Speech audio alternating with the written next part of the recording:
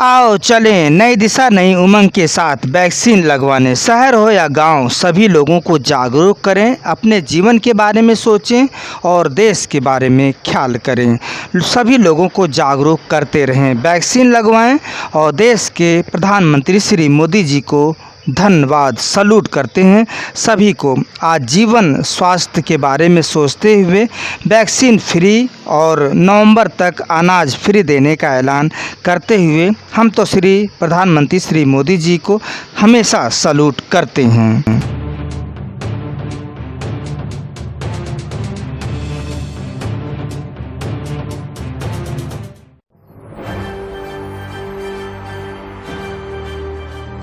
नमस्कार, मैं हूं लालचंद सोनी। आज सुबह टाइम्स में आप सभी का स्वागत है। कोरोना महामारी में जिस तरह से तरह तरह के लोग सोच रखने वाले, उसी लेकर एक खास रिपोर्ट आप सभी के लिए तैयार किया हूं। यह मानवतावादी होना बहुत ज़रूरी है। कोरोना काल में जिस तरह से कुछ लोग मानवता के हद ही पार कर दिए थे, जैसे कि यह मानवता का खेल एक दूसरे लहर में खूब देखने को मिली है। एक तरफ लोग विभिन्न तरह की लोग सहायता कर रहे थे लोगों को मानवता के लिए, वहीं पर दूसरी तरफ तरह तरह के लोग अमानवीय व्यवहार कर रहे थे, जैसे कि ऑक्सीजन और दवा ब्लैक करके रातों रात करोड़पति बनना चाहते थे, ख्वाब रखे हुए थे।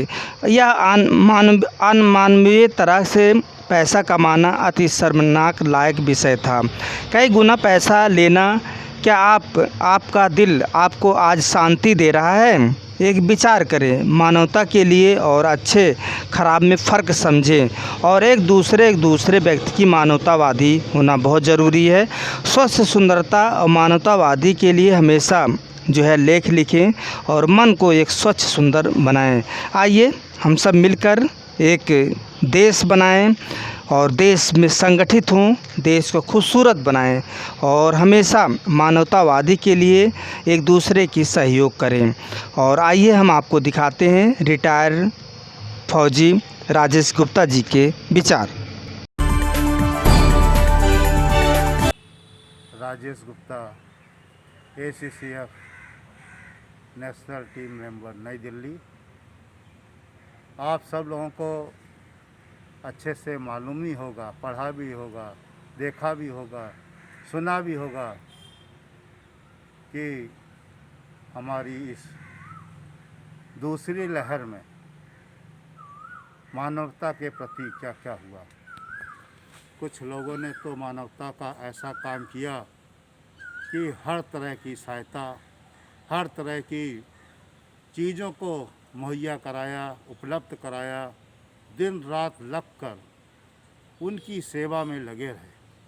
वास्तव में ऐसे लोग जो है मानवता के प्रति जिन्होंने ये उदारता दिखाई, उनको नमन है। और ऐसे लोग भी थे मानवता के लिए जिन्होंने ऐसे ऐसे कार्य किए जिसको कहने में हम सब लोगों को बड़ा ही अपने में शर्म महसूस होती है।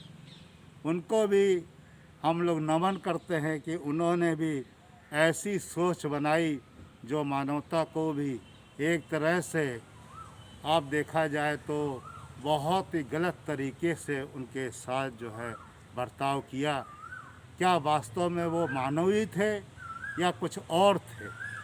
कहने का मतलब है कि हमारी अगर सोच मानव के प्रति होती तो हम जो है हॉस्पिटलों में एक एक बेड के दाम इतने ज़्यादा ना लेते जो हम लोगों ने लिए, एम्बुलेंस के इतने ज़्यादा दाम ना लेते जो हमने लिए, इंजेक्शन की ब्लैक मार्केटिंग, नकली दवाइयाँ, यहाँ तक कि डेड बॉडी को ले जाने के लिए भी कितने तरह के भाव मोल। क्या ये मानवता का समय था इस तरह का करने का? या मानवता का समय था तो इस तरह से हम लोगों ने कार्य किया जो दिखाई नहीं दे रहा था कि ये मानवता के प्रति कोई हमारा उपकार है। ये तो लग रहा था कि हम मानव होकर भी मानव नहीं हैं और उनके साथ ऐसा व्यवहार कर रहे हैं जो कहा भी नहीं जा सकता। उसकी क्या भाषा दी जाए, उसका क्या पदवी दी जाए, उसका क्या नाम दिया जाए। हम खुद समझ रहे होंगे कि हम लोगों ने कैसे कैसे बर्ताव किए। हम लोगों ने उस समय लोगों के साथ कैसे कैसे पैसे लेकर उनको कितना परेशान किया। क्या उनकी आत्मा इस पैसा को लेने के बाद हमको आशीर्वाद दे रही होगी, हमको क्या कह रही होगी? ज़रा 2 मिनट समय निकाल कर मनन करिएगा तो आपको लगेगा कि हमने कितना शुभ काम किया या कितने हमने पुण्य काम किया या कितना हमने सहायता की। ये आपका अंदर का दिल बोलेगा, क्योंकि दिल कभी चुप नहीं रहता, दिल हरदम बोलता रहता है। और मानव को इस तरह के कार्य करने के कारण उसकी जो रिकॉर्डिंग होती है दिल के अंदर, वो कभी मिटती नहीं है, वो हरदम बोलती रहती है। और ये सत्य है। इसीलिए जिन लोगों के साथ इस तरह की घटनाएं हुई हैं, जहाँ पर ज़्यादा बिलिंग हुई है, लोगों ने ज़्यादा परेशान किया है, जहाँ पर ज़्यादा इस तरह के चार्जेस लिए गए हैं, उन सबसे मेरी एक अपील है कि आप सब लोग जो है एक एप्लीकेशन बनाकर इस बात को उठाइए। अपनी बात को उठाने के लिए इस अधिकार को उपयोग करिए कि हमारे साथ ऐसी ऐसी बातें हुई, जिससे कि हमारी सरकार आने वाले भविष्य में उन लोगों के साथ इस तरह का निर्देश दे सके कि वो आगे ऐसा भविष्य में ना कर सके। क्योंकि अगर बच्चा रोता नहीं है तो माँ भी इसको दूध नहीं पिलाती है।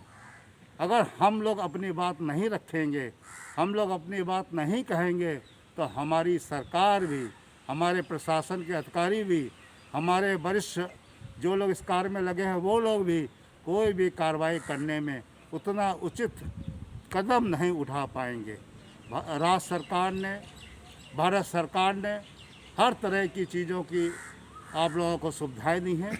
आप पुलिस स्टेशन पर, आप जो है हमारे जो मुख्य चिकित्सा अधिकारी हैं जिला के, उनको कहीं पर भी जो उनको आप समझते हैं कि हमारी इस तरह की जो शिकायतें हैं, इस तरह की जो हमारी बात है वो पहुँचे, ज़रूर आप लिख के पहुँचाइए, ज़रूर आप अपनी बात रखिए, जो भी चीज़ें हैं उनको बताइए, जिससे कि भविष्य में इन बातों की पुनरावृत्ति ना हो। और सरकार ने तो ईडी को ये काम दे रखा है कि इस तरह की शिकायतें मिलने पर आप जो है सख्त से सख्त कार्रवाई करें, उसका जो है अवलोकन करें, उसके बारे में पता लगाएं कि वास्तविकता क्या है, और इस तरह की चीज़ों को भविष्य में दोबारा ना हो। क्योंकि ये सब चीज़ें हमें आगे के लिए एक अनुभव देंगी और हमें बताएंगी कि हमें विपत्ति के समय मानव के साथ कैसा व्यवहार करना चाहिए, मानव के प्रति कैसा बर्ताव करना चाहिए। क्या हमारे लिए पैसा ही सब कुछ है? क्या हमारे लिए एक मानव नहीं है, एक आदमी की ज़रूरत नहीं है? अगर मानव नहीं रहेगा, अगर आदमी नहीं रहेगा, हम कौन सी दुकान चला लेंगे, हम कौन सा संसार चला लेंगे, हम कौन सी चीज़ों को चला लेंगे? अपना परिवार भी चलाने के लिए हम सब लोगों को एकजुट होकर चलना पड़ता है। और अगर इस तरह की विषम परिस्थितियों में भी हमने अगर साथ नहीं दिया, तो ये कैसा मानव का व्यवहार और ये कैसी मानवता। इसलिए मेरी सब लोगों से ये अपील है कि आप सब लोग जो है अपनी दिल की जो बात है ज़रूर रखिए और इस चीज़ को ऊपर पहुंचाइए। और जिन्होंने इस तरह की बात की है उनसे मेरी यही अपील है कि आप लोग जो है अच्छे से अच्छे सोच में आकर इस तरह की बातों को ना मन में लाएं कि हमारे लिए अब पैसा ही सब कुछ है, इस समय जितना हो सके लूट लो और इसके बाद तो मौका नहीं मिलेगा। अरे यहाँ लूटने की बात नहीं हो रही है, यहाँ उस समय उसकी जान बचाने की बात हो रही है। और अगर जान भी कोई कीमत में मिलती तो लोग लगता है उसका भी एडवांस बड़े मूल्यों में करते, बड़े ज़्यादा हिसाब से करते। मगर भगवान की दी हुई चीज़ों को भी लोगों ने जो है इतने अच्छे पैसों में बेचा, इतने रुपयों में बेचा जिसकी कभी कल्पना ही नहीं की जा सकती थी। आप सब लोगों ने पढ़ा होगा कि छोटे से छोटा सिलेंडर ऑक्सीजन का कैसे कैसे हम लोग ले रहे थे, कैसे कैसे लाइन लगा के अपना नंबर पर ले रहे थे, कैसे कैसे पैसे दे रहे थे। आज इतने लोग जो है ऑक्सीजन लेते हैं प्रकृति से। क्या कभी प्रकृति ने आपसे बोला कि आपने 20 साल, 25 साल, 60 साल आपने ऑक्सीजन ली, उसका हमें पैसा दीजिए। कुछ तो हमें प्रकृति से सीखना चाहिए, कुछ तो हमें मानव के प्रति कुछ तो जागरूकता दिखानी चाहिए। आइए हम सब लोग पुनः ऐसा कार्य ना करें अब, जो भविष्य में हमारे लिए एक मानव के प्रति कलंकित लगे और हम अपने को ये ना कह सकें कि हम एक मानवीय व्यवहार के व्यक्ति हैं, समाज के व्यक्ति हैं। सब लोग जो है अच्छे से रहें, स्वस्थ रहें, यही मेरी कामना है।